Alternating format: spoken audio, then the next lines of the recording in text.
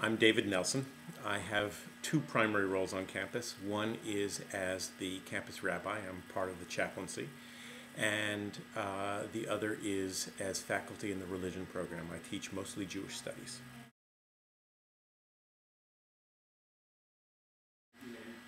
I work with the JSO to make sure they have all the support and all the resources and all the information they need.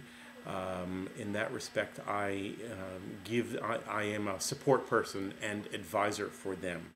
One of the things that BARD does less well, there's some things that we do very, very well. One of the things we do less well is giving students a sense of belonging, a sense of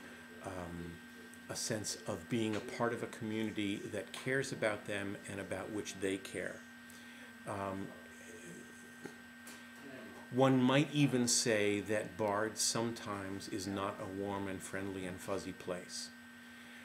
Being involved in a club or in an organization, whether it's the JSO or any other club or TLS or anything else, aside from the specific goals accomplished by that club or organization, gives students a sense of belonging, a sense of being a part of a group in which they matter, in which they are cared about, and the other members of which they care about. And that's a very, very important piece of life. It keeps us sane, it keeps us happy. It acts as a support group when we need support from friends and we can't get it informally. So all of those are reasons that students should get involved in whatever clubs they are involved in. And I think the students who are involved in any clubs or organizations are happier because of that. Well, I can speak most directly, obviously, about the JSO, although I can speak a little bit from my perspective as an observer about the other religious groups on campus. These are all groups that are not primarily about engaging in theological pursuits. They're primarily about affiliating with a community of people who care about the same things. Students come to cook Thursday evenings to prepare for Shabbat, or they come Friday evenings for Shabbat. Mostly not because they are so intently concerned with observing Shabbat in a traditional Jewish way or reciting the traditional prayers in a traditional way, but because it feels like family, it feels like community.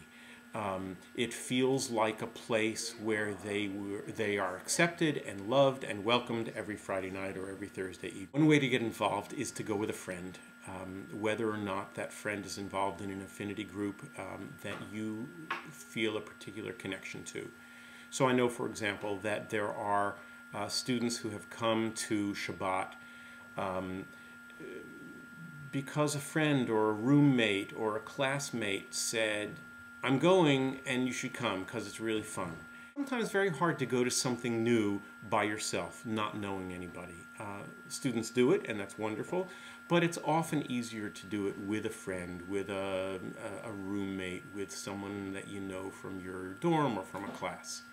Students should come 7 o'clock on Thursday evenings to the kitchen, where about a quarter of the time between 7 and 10 on Thursday nights is spent actually baking challah and making dinner, and about 3/4 of the time is spent just hanging out and getting to know people.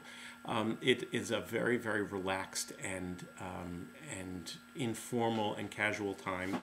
If students want a little more structure, I would urge them to come Friday evenings to Shabbat, where we start at 6:30, and things are a little more structured. You don't have to feel that the onus is on you to start a conversation or to participate.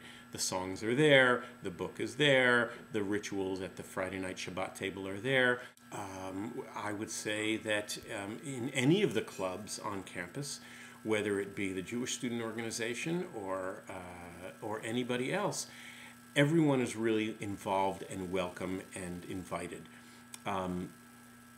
There are lots of students who come to Jewish activities, whether it be to Shabbat services and dinner or to holiday parties or to cook on Thursday night who aren't Jewish, some of whom aren't Jewish and have never had any contact with Judaism or with Jews or the Jewish culture. With Jewish student activities as well as with all activities, and here I think I can speak for any of the affinity groups on campus, participation is in no way limited to those who come to campus with an affiliation with that group.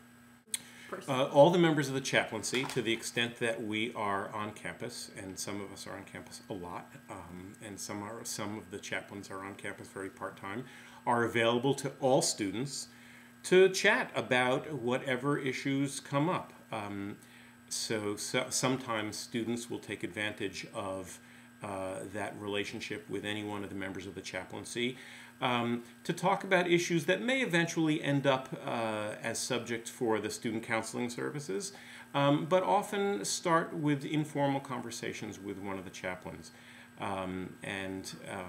Any of us is available by email and by phone, and are always completely open to chat with students, and it's always confidential as well.